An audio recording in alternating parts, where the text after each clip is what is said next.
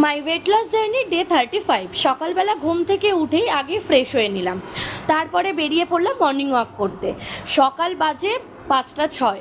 ভালোই মোটামুটি আলো ফুটে গেছে গরম বলে 1 ঘন্টার কাছাকাছি হেঁটে তারপরে পৌঁছে গেলাম মাঠে গিয়ে এক্সারসাইজ করে নিলাম।